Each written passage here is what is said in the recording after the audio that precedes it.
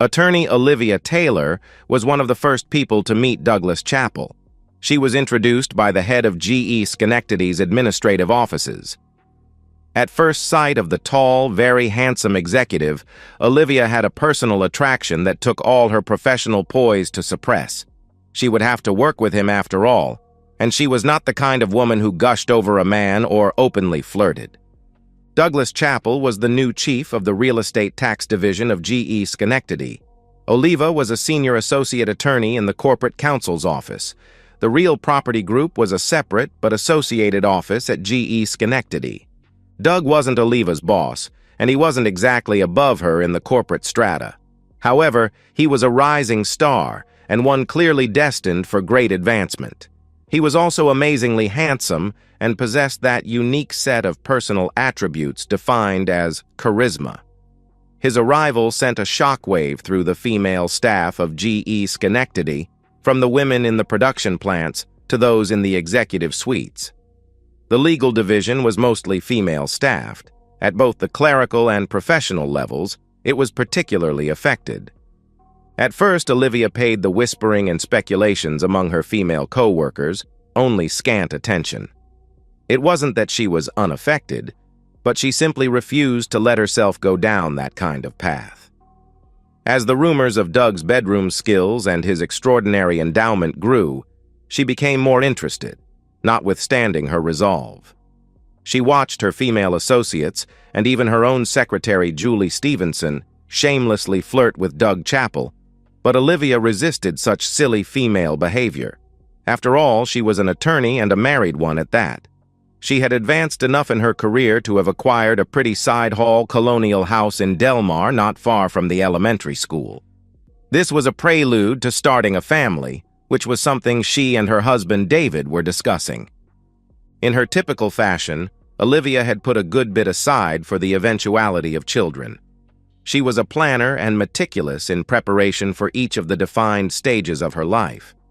To some, her marriage to David at the end of college and before law school might have seemed precipitous, but in fact, it was part of a carefully considered strategy. David began teaching middle school science while she went to law school. David put off his career ambition of becoming a marine biologist. He had envisioned himself living on a boat in a more southern climate. That was the kind of romantic dream David was prone to, and a substantial part of what endeared him to his more practical wife. As their married life turned out, David enjoyed teaching, and in the last 2 years, he returned to graduate school nights and summers. However, with their 2 incomes, the couple were now well prepared for becoming parents. David's dream would stay just that. A dream that was beached on the bank of the Upper Hudson River. Their dog, Buster, came along as the only unexpected wave in Olivia's ordered existence. Buster was a rescue. Oliva's husband, David, took his class to the animal shelter on a school trip. At the shelter, David discovered a forlorn little pup, seemingly too ugly of form to be an easy adoption. But ever the romantic, David fell under the spell of 2 big brown eyes. David overlooked the awkward and ugly countenance of the Irish Wolfhound and St. Bernard mix and brought the newly christened Buster home to meet Olivia. She, at first sight, had had her doubts about this addition to their diminutive household, but it seemed a small compensation for the loss of a big dream. The puppy grew into a monstrously large, ugly dog that scared visitors, but only for a moment. Buster was an affectionate giant whose only threat was that he might lick you to death. Olivia had found herself loving the great beast almost as much as she loved her husband. They were 2 big, lovable creatures who looked odd and fierce, but were loving and beautiful within. Olivia had a house, a dog, and a happy, contented marriage with the promise of children to come. Or at least she did, until Doug Chappell began his move on her. She was exactly his type, a pretty girl maturing into a more beautiful woman. She hadn't yet lost the shyness and trepidation of her youth, and still had that visage of innocence so appealing in a young bride. But most of all, she was holding herself away from him. To a man who enjoyed easy success with women, the ones he had to work for were always more desirable. Entering Olivia's office one afternoon, Doug said, "We need to do something about these triple net leases in the town of Colony." He moved around Olivia's desk until he was standing all but touching her. He had one arm over the back of her desk chair and the other pointing to the spreadsheet he had laid out on her desktop. GE Real Property Division had a substantial history of success fighting real property taxes. However, the town of Colony was a formidable opponent. The town had significant commercial expansion dating back to the 1960s and had developed a vigorous defense of its assessments. "What do you propose?" Olivia queried Doug. She had turned in her chair as she said this, and it put her virtually between his arms. She was close enough to feel the heat of his body, and she felt his almost magnetic pull. "I thought since, under the leases, we have the rights of the owners assigned to us that we file in rem proceeding on the property assessments." "All of them?" she asked. He looked her straight in the eyes as he responded, "Yes, all of them. I never like leaving anything unfinished." She could feel that he was talking about more than the leases, and it set off an excitement within her that was exhilarating and frightening at the same time. "That's a big undertaking. You will find there is a strong defense." "I find that a robust defense can always overcome the defense." Oliva began working on the tax cases with Doug. He hired independent appraisers and did the initial tax protests, and Oliva began to prepare the in rem petitions. In rem was Latin for "in the thing," which, in these cases, was the real property. There is no action against a defendant, only a request that the court review the assessment. The town stood by its assessments, which were nearly all the standard 150% of value instead of the actual value the law required. Still, Oliva was required to do a lot of work preparing these cases for trial. Doug kept the work under his personal supervision, and that required him to have a lot of contact with Olivia. He wasn't kidding about putting forward a significant offense both in the tax cases and against Olivia's resistance to his sexual advances. She fought hard, even though she wanted nothing more than to capitulate at his first advance. She was a normal woman with all the desires a woman can have, but adding to her problem was her own inexperience. Olivia had known no man sexually except her husband. He was her first, as she was his. In her plans, they would remain faithful to each other until death did them apart. But she couldn't help wondering what another man would be like. She had no doubt that Doug was extraordinary in bed. There were several women in her own office who had allegedly warmed his sheets, including Olivia's secretary, Julie, who had a 2-month affair with Doug. Julie actually bragged about her experiences with Doug and ended the liaison only when her husband became suspicious. Julie's husband was not the type to tolerate or understand. Olivia wasn't Julie, and although Olivia's husband, David, was not the jealous type, his trust and unconditional love made it more difficult for Olivia to betray him. She was no cheater. Olivia would not go behind her husband's back, but Doug was hard to resist, and deep inside, she knew she didn't want to resist. It was not like David was a slouch in the bedroom, but he was ordinary. Above average height, below average looks, and averagely endowed where it counted. If you judged men by their character, David was a prince. He was certainly Olivia's prince, and she had known that from their first meeting sitting next to each other in freshman biology. They just clicked on so many levels. She did love David, but there was something about Doug that made him irresistible. True to his word, Doug put on a determined offense. He flirted shamelessly. He complimented her hair, shoes, her dress, and any little bit of jewelry or flash that she wore. If she were being honest with herself, Oliva would have recognized that, almost from Doug's first appearance at the GE offices, she had been dressing differently. She stopped wearing pants to work. Her pinstriped lawyer's suit jackets topped matching skirts that got tighter and shorter with the change of each season. Everything about Oliva began to change, from the way she wore her hair and her scent to the lacy tops of the stockings that replaced her pantyhose. On the outside, Olivia, The tight-laced lawyer resisted, but the sensual woman within was pushing to get out. Doug Chappell knew how to cut a woman's laces. He suggested a working lunch, but off campus where they could work without being disturbed. A drink after work came soon after the lunch. "Just one," he said. "You've earned it." A drink would lead to a late return home. At first, David was waiting with Buster, but as summer passed into fall, David was often gone. Working on his boat, he said. The first summer teaching, he had acquired a little sunfish and learned to sail on Lake George. Eventually, David went to work summers at the Albany Yacht Club, earning little more than minimum wage. Oliva figured it kept some portion of his dreams alive.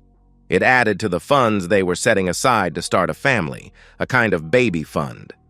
Oliva couldn't object that David was gone when she was so often late, but Buster was always there to greet her with a quizzical look, or was it an accusatory look? If Buster knew her inner conflict and how dangerously she was walking toward the edge, he couldn't say. If David suspected, he was pretending not to notice. Things were clearly building towards a crescendo when the long New York winter set in with an October ice storm. David had been having what he would describe as an off day. It wasn't that he hated teaching. In fact, he enjoyed the challenge. It is a far more difficult profession than people realize. There is a tremendous amount of politics with a small p. You have to listen to the nonsense that the school administrators give you and then figure out how to do the job despite them. You have to deal with the machinations of your fellow teachers, listen to their complaints, and avoid getting involved in their personal lives and professional resentments. Then there are the parents who are either too involved in their children's lives or too indifferent, for there is never a happy medium. Finally, there is the job itself.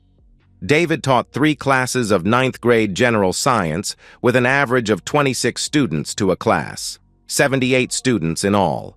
Year in and year out, they trooped through his class, ignorant of the physical world around them and concerned only with who was dating who, what their favorite pop star or rapper was doing, and most of all, how they looked and were perceived by their fellow 9th graders.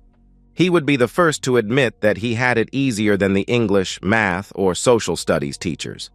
Science was a subject that could grab a student's attention, particularly if you caused a small explosion at the start of class. It was easy to get their attention, but harder to keep it, and in that way, he had the hardest job of all, finding a way to convey the rules of the universe to the future builders and shapers of our society. He realized how dangerous for society an ignorance of science could be. His was a responsibility complicated by the administrators, parents, politicians, religious leaders, and a grossly ignorant society that saw his job as simply to prepare his students to pass a series of standardized tests designed by the foolish for the ignorant. David had a job you could easily hate, but which he had come to embrace. Still, he was reaching a point where he was beginning to dread a future tied to a classroom. He longed for his lost dreams and sailed his little boat on the cold Hudson when the weather permitted. Unfortunately, the weather was terrible that October day. Overlapping layers of cold and moisture in the atmosphere brought neither rain nor snow, but sheets of ice that covered the roads, trees, and utility lines. By noon, an emergency declaration had closed the schools and most businesses. He knew that Olivia's Audi was no match for this weather, so he drove his old diesel Ford pickup over to get his wife. Her Audi could sit in the company lot overnight, and he would drive her safely home and back to work the following day. David arrived at the GE campus in Schenectady at mid-afternoon. He was expecting that he would need to drag Oliva out of her office early. He found most of the GE lots already empty, and he was surprised to see Olivia walking from her building. However, she wasn't alone. There was a tall fellow walking beside her, holding an umbrella in one hand, while his other arm was clearly around Olivia's waist. The way they were moving together spoke of familiarity and a relationship that was more than 2 co-workers sharing an umbrella. There are times when you observe a student struggling in a course. They are doing the work, but the point of the lesson is eluding them. 1 minute they are struggling in the dark, and then their eyes light up and they have it. Maybe it was something the teacher demonstrated or said, but more often the insight is just there. A moment when all the disparate threads come together and understanding follows. David had such a moment, but he wasn't the teacher. His wife, Oliva, was. As she crossed a bit of icy pavement, Olivia leaned into the strange man she was walking with, putting her head to his chest and her arm firmly around him. It might have been the prudent act of a woman trying to avoid a fall, but her actions were far too comfortable. There was no hesitation. She was a married woman clinging to a man who was not her husband, but she showed no awkwardness or unease. At that moment, David knew the meaning of all the little signs that he had seen, but not recognized until that instant. The way she had been dressing for work, the vague, distracted manner she had been displaying at home for months, and her being seriously and consistently late in getting home. It should have been obvious before, but he had been unsuspecting. He had been naive and blinded by love. His first inclination was to drive away, but that wasn't who he was. He turned his truck and pushed gently on the gas pedal, bringing his truck between the couple, beneath the umbrella, and the entrance to the parking lot. Oliva and Doug looked up as the truck stopped blocking their way. Doug looked as if he would curse David out, but before he could, David rolled down the window and leaned out. "Thought my wife could use a lift home," David said. He could see that the man holding the umbrella swallowed whatever expletives he was about to utter. Oliva just stood frozen, her mouth gaping open. David leaned out the truck's window into the freezing rain. He looked his wife in the eyes and said, "Get in." There was a jagged tone of menace in his voice. Olivia extracted herself from Doug and scurried around the truck to open the passenger door and get in. As she did, David stared hard at Doug, who tried to smile back. When Olivia was firmly in the vehicle, David nodded to the man holding the umbrella and put the truck into drive. The journey to their Delmar house would usually take about 30 minutes, but the inclement weather prolonged the trip to over an hour. It seemed a lot longer to the occupants of the truck's cab.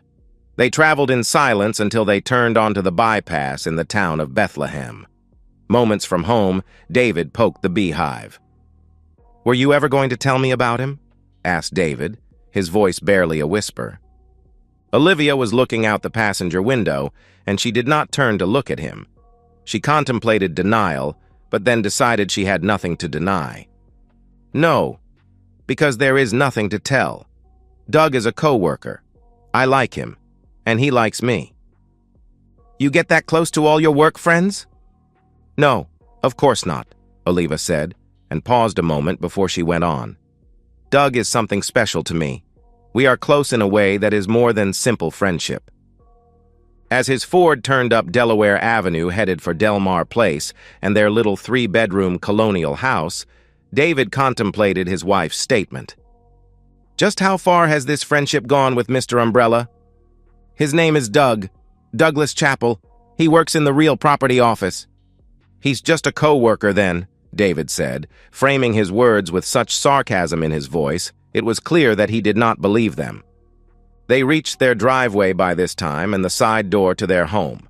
Without answering David's accusation, Oliva hopped out and rushed a few feet into the house. David pulled his truck into the garage before waking to the house. By the time he entered through the door into the kitchen, Olivia was upstairs in the master bedroom. Buster was waiting just inside the kitchen door for his walk. Despite the inclement weather, the man and his dog headed out. They walked to the elementary school and its open playing fields that were deserted in the icy rain. The weather didn't bother Buster. He seemed an animal designed for adversity. By the time the two returned, they were both soaked. They descended through the side door into the basement, where David threw his wet clothes in the wash and removed clean ones from the dryer. Buster was shaking himself dry, but David helped him with an old beach towel he kept in the basement for this purpose. When the two ascended back upstairs to the kitchen, they found Oliva waiting in her terry cloth robe and seated at the kitchen table with an open bottle of wine before her. "We need to talk," she declared, pouring wine into 2 glasses. David took a seat at the table, but he didn't sit across from her. He sat at the end so that she had to turn to look at him. It also allowed him to turn, so she was unable to directly see into his eyes. Oliva's tone was sweet but firm. "I want you to know that I love you and am very happy in our marriage," she began. "But while nothing of a romantic nature has happened with Doug, it is fair to say we have a strong attraction to each other." "And what is that supposed to mean?" David could feel his anger rising. It was fueled by more than pure jealousy. There was a deep resentment and a sense of betrayal. Olivia was his only love. In truth, theirs was his first and only relationship. She was his first girl, and with her, he had found a sense of fulfillment and togetherness that filled a void in his life. She was talking again, and something in the way she carefully phrased her words reminded him she was his wife, the lawyer. A woman who was loving and caring, but whose profession is to assemble words to a purpose. "It means that we have a strong marriage, and I'm totally committed to it. I love you, but I'm no more able to control my every desire than you are. I'm a woman with all the physical limitations of my intimacy. We can't help who we are attracted to. I have known no other man but you. That I'm tempted by Doug is a fact. I can't deny it." "And?" he said. "Because there is something more, so say it." She sighed. "This isn't easy. I've given it a great deal of thought, and I need to get Doug Chappell out of my system. It is too hard working with him every day and not knowing what he would be like." "Like?" he prompted. "You're the only man I've ever been to bed with. He is supposed to be spectacular. I can't help being curious, and he's let me know that he wants me. Yet I haven't even kissed him, and I won't, unless—" She let that last word hang in the air, but David had turned away while she was speaking, and with her last word, he rose and said, "Buster needs feeding." Olivia let the matter drop. She was caught between the love she had for her husband and the desire she had as a woman. It had been 3 weeks since the ice storm. The climate had changed, and it was an unusually warm November. The weather seemed to become more unpredictable each year. There was a late-season hurricane in the Caribbean, but between Oliva and David, there was a hard freeze. They had been barely speaking since the talk, or rather Olivia's monologue at the kitchen table. When Oliva returned to work after the storm, Doug wanted to know what had happened with David. "He wasn't violent?" Doug asked. "Was he?" "No, he was shocked, I guess, and certainly hurt. He's not a violent man." "Well, it seemed to me that he had murder in his eyes," Doug claimed. "No, he's just hurt." "I hurt him," Oliva said as she walked away. Doug was not a physically brave man, and David's appearance belied his mild temperament. This was unlike Julie Stevenson's husband, Louis, whose short stature and slight build concealed a violent temper. Thanksgiving came and went, and soon Christmas was upon them and the office holiday party. It was a small affair, just the one building and devoid of alcoholic stimulation. Still, everyone made an appearance, even if brief. By that December, Doug had already had his way with the majority of the more attractive females at GE Schenectady. None of the ladies had complained. It was only his conquest of Oliva that had failed to succeed, but the contest was not yet over.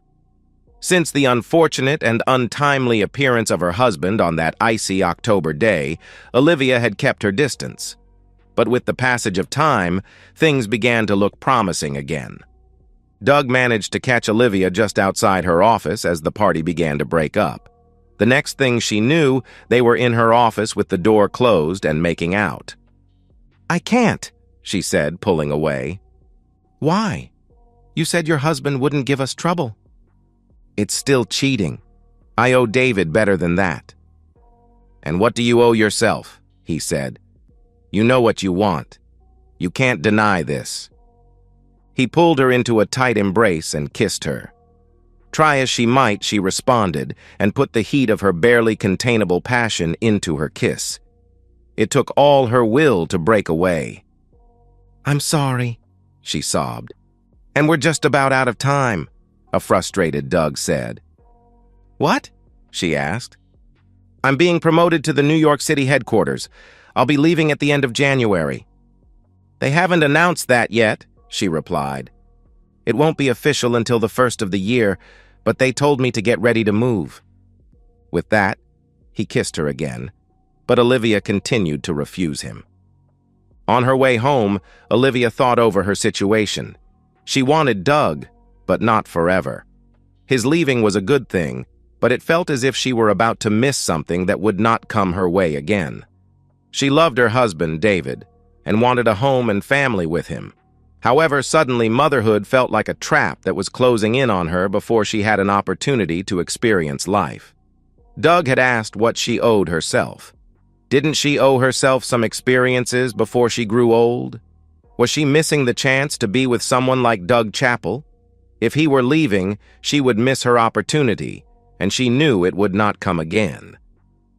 By the time she pulled into her driveway, she had convinced herself that she needed to be with Doug at least once before he left for the NYC offices. But she wasn't going to cheat. She would have a conversation with David and explain to him that she wanted this one opportunity to experience something different. In a way, Doug's imminent departure would make it easier. It would just be a one-off, and then he would be gone, and she and David could go back to the comfortable life they had. But she would have had this experience. She needed to find the right time to broach the subject with David. She didn't want to come out with it as some kind of fait accompli. It should be a starting point in a discussion where they could reach a mutual understanding to do precisely what she wanted. Of course, she didn't see it exactly that way. Usually they spoke, and she got her way. Few marriages grow to be truly equal. In most, one party is dominant. How dominant is the point of friction? In the case of Olivia and David, she was dominant, and there was little friction between them. David had so far acquiesced entirely on every issue in their marriage. Still, unfortunately, that was why Olivia's current desire was about to spark an earthquake that had been building. She decided that the best time to hit David with the fact of her desires was just after dinner and before they adjourned to their bedroom for intimacy. Olivia chose the Sunday evening after her office holiday party. She made David's favorite pot roast for dinner. She took care to primp herself up after dinner while David was on the couch, streaming one of his nature shows. About 9 o'clock, she slipped in next to him on the couch. He turned to her as he caught the faint trace of her Chanel perfume. Before he could speak, she placed a kiss on his lips, and then she said, "I want to talk about the problem that's been between us." "Problem?" he asked. "My attraction for Doug Chappell." "This Doug would be Mr. Umbrella?" he asked. "Yes, the man in the parking lot," she said. "I'm attracted to him." "What does that mean?" he asked. "He wants me sexually," she said and paused. "And I want him." She felt his body tense next to her, and then he pulled away. She wouldn't accept his rejection, and she moved to press her body to his. She laid her head on his chest and took his hands in hers. "It doesn't change how I feel about you," she said. "I will want you always. It's just that I want him now in the moment, and only physically." David wasn't having it. He gently pushed her away and held her at arm's length. He made her look him in the eyes as he responded. "What are you trying to tell me? Have you slept with him? Because this is not what a wife says to her husband unless she is confessing something." She smiled and looked back into his eyes. "I would never sleep with him," she began, "without telling you first." "So, you're telling me?" he questioned. "I'm telling you I want to have this fling before we have kids. We've set aside enough to start a family, but we've hesitated. We've been waiting. I've been waiting, and now I know why." "And that is?" he asked. "I've never been with another man.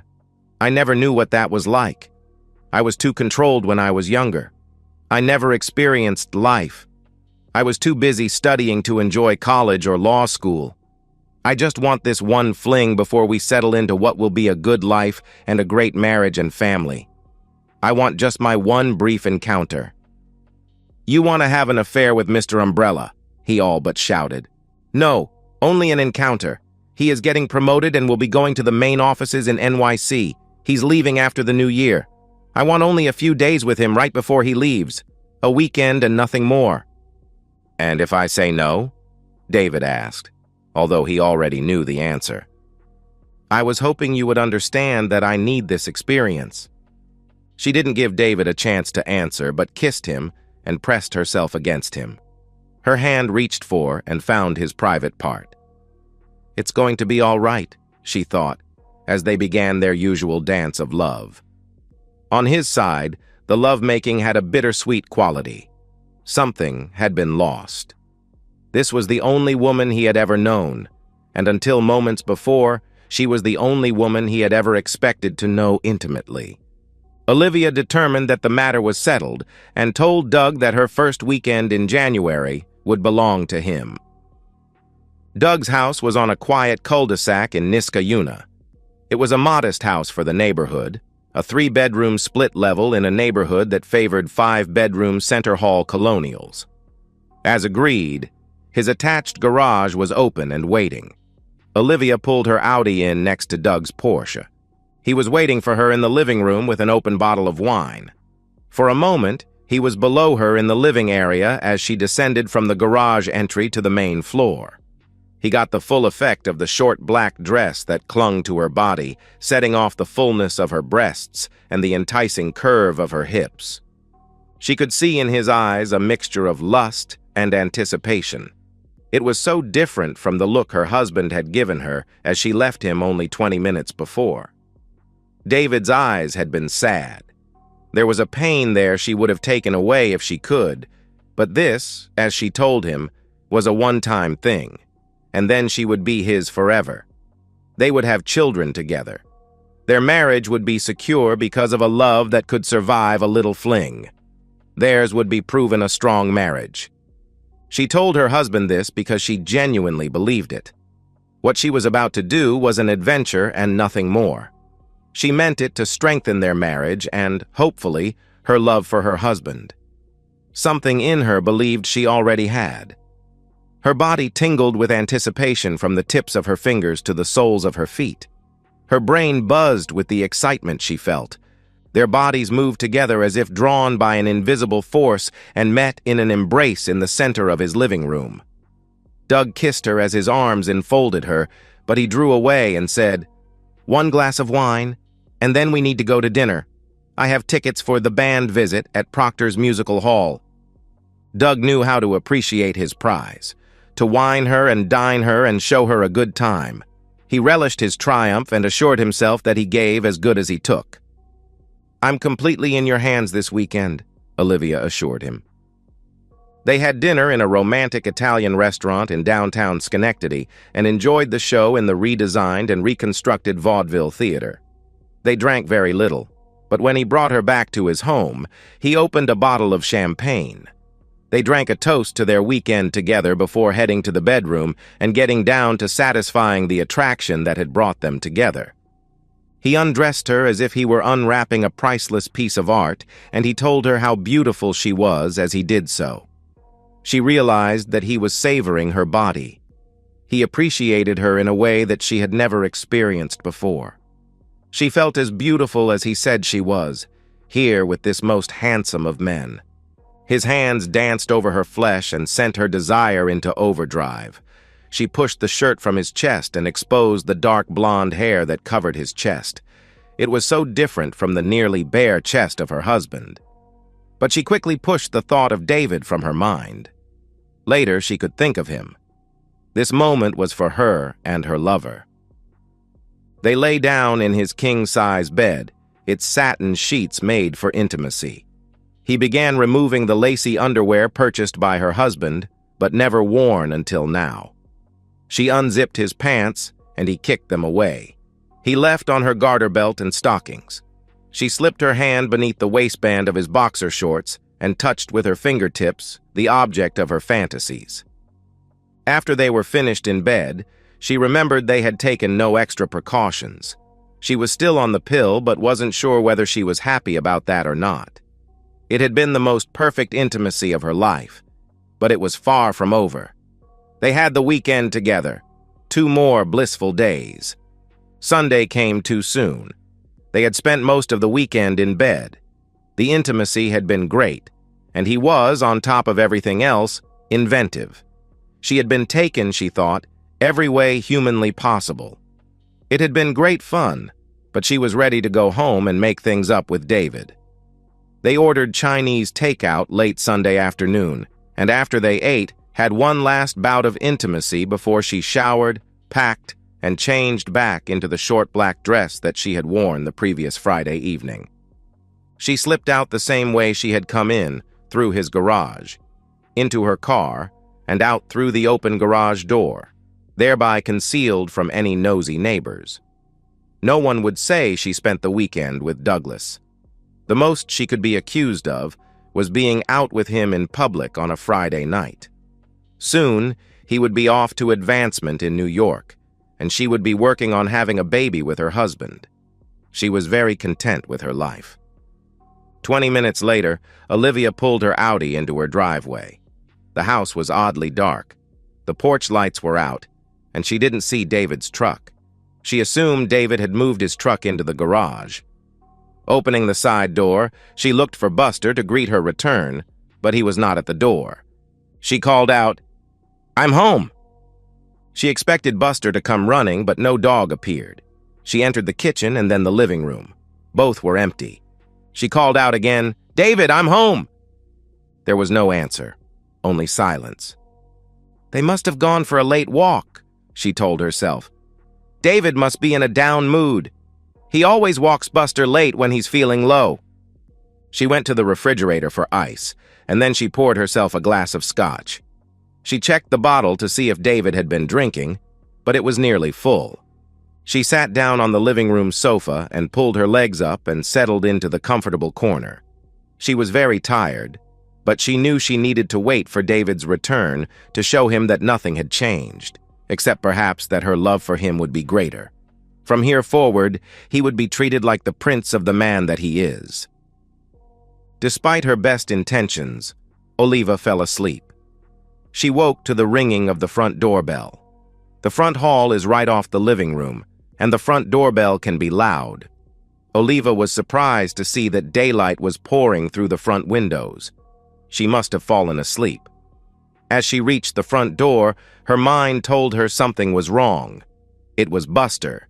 He wasn't jumping up and down by the door. "Where is Buster?" her sleepy mind thought.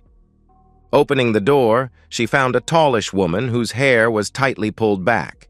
She wore a cheap, dark pantsuit. "Olivia Taylor?" the woman asked. "Yes, may I help you?" Olivia replied. "Mrs. David Taylor?" she asked. "Yes. What is this about?" "I'm Detective Sylvia Marks," the woman announced, flashing a gold badge. "May I come in? I need to ask you some questions." Olivia instinctively stepped back to allow the detective to enter, but then it hit her. "Oh no!" Olivia exclaimed. "Did something happen to David?" Detective Marks proceeded into the living room where she turned and gave Olivia a head-to-toe look-over. Olivia was still wearing the clothes she had returned home in the previous evening, the short black dress she had worn to dinner with Doug. Oliva realized how inappropriate her dress was for the early morning and felt exposed and embarrassed. "Not that I'm aware of," the detective replied. "I'm here about Douglas Chappell." "Doug? I mean, Mr. Chappell, what about him?" she asked. Olivia felt very exposed and confused, which apparently was what the detective desired. "He was attacked last night as he put his trash out in front of his home," the detective began as she pulled a small notepad from her pocket. "He claims to have been jumped by a man wearing a ski mask and wielding a small club." "Oh my God, you're here because you suspect David?" Olivia asked. "Actually, no," Detective Marks said with a bit of a smile that she could not suppress. The corners of her mouth turned up as she said, "David Taylor has been eliminated as a suspect, although I will admit in the circumstances he was our first thought. particularly since Mr. Chappell was so quick to tell us he had spent the weekend with you."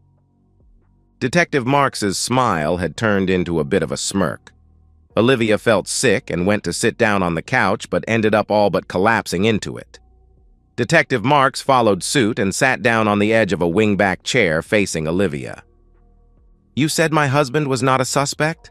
Olivia asked, her voice trembling a bit. "No. The manager and staff of the Albany Yacht Club say he launched his boat, the Amor, into the river yesterday afternoon and sailed south. Considering the time of year, they thought it best to keep track of him by his VHF radio, and they can place him in the Hudson around Poughkeepsie at the time of the attack." "Boat?" Olivia asked, having begun to regain some of her professional composure. "He took his little sailboat out on the river in January?" Olivia finished incredulously. Detective Marks referred to her notebook. Flipping a page, she said, "A 38-foot Catalina, according to the yacht club manager. Apparently he purchased it in December and had been getting it ready this last month. They say he is fortunate there is so little ice on the river this winter. They believe he is headed south."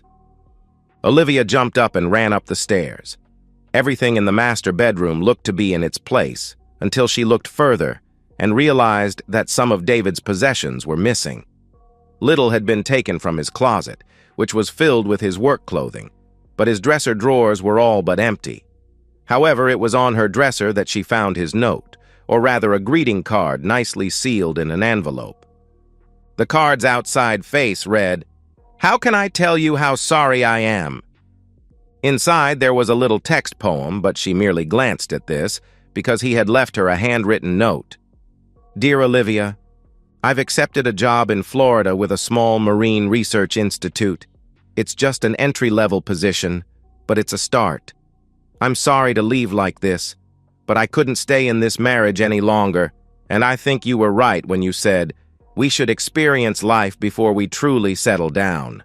I will miss you, but I'm not sure I love you any longer. I've taken the money set aside in our baby fund and bought a boat that I can sail south and live on when I get to Florida. Do what you want about the house and a divorce. Hope you're not mad and that things work out with that umbrella guy. Goodbye. David." Detective Marks heard Olivia's anguished cry and came upstairs to investigate. Finding Olivia crumpled to her knees on the bedroom floor, she helped the woman up and to a seat on the bed. Sylvia felt a little guilty as she settled Olivia down and asked if she could get the grieving woman a drink. Sylvia was not altogether fond of attorneys. In addition, Sylvia had lost her own husband to another woman and was less than sympathetic to someone stepping out on their spouse. However, now she was reacting as one deserted woman to another. "Let me make you some tea," Sylvia offered. No, I'll be fine," Olivia replied. "Let's go back to the living room and I will answer your questions. I really have only one. Whether you observed Louis Stevenson at any time during these last few days that you spent with Mr. Chappell." "You mean my secretary Julie's husband?" "Yes," the detective replied, "but I've never met him. I have no idea what he looks like."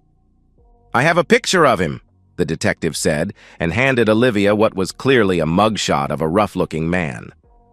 Staring at the photograph, Olivia shivered and said, "I'm sorry. I've never seen him before." "Oh, well, it was just a possibility. The victim couldn't identify him, but I thought if he was stalking you two this weekend, you might have caught a glimpse of him." "I didn't see him stalking us at any time." "Do you think he attacked Doug?" Olivia asked. "Yeah, he's a likely suspect," Sylvia began in a cool, professional voice. "He has a record for assault and a history of jealousy. Once we eliminated your husband, he was the obvious choice. He has an alibi, of course, provided by a group of friends. I was hoping you could place him near the scene so I could break his alibi." "Sorry, but I can't help you. Will Doug be okay?" Olivia asked. "He was beaten rather badly, particularly about the genitals. He's in the hospital, but I would wait a few days to visit him." Olivia nodded as they descended the stairs. "I can't see him for a day or two," Olivia said. "I'm going to have to go after my husband and beg his forgiveness." "That may be difficult," Sylvia said. "He is probably sailing under the George Washington Bridge as we speak." With that last comment, Detective Marks took her leave of the Taylor residence. Detective Marks was wrong in one regard. By the time she left his former home, David Taylor and his dog Buster, aboard the 38-foot yacht Amor, had passed the Statue of Liberty and exited New York Harbor. Then, David made a starboard turn to head south by southeast and put New York on his stern and his marriage in his past. And that's the end of today's story. If you enjoyed it, please give this video a thumbs up and drop a comment below. Your support helps the algorithm push my content further. If you're new to the channel, don't forget to hit that subscribe button. It really helps me keep creating more stories for you. Thanks for watching, and I'll see you in the next one.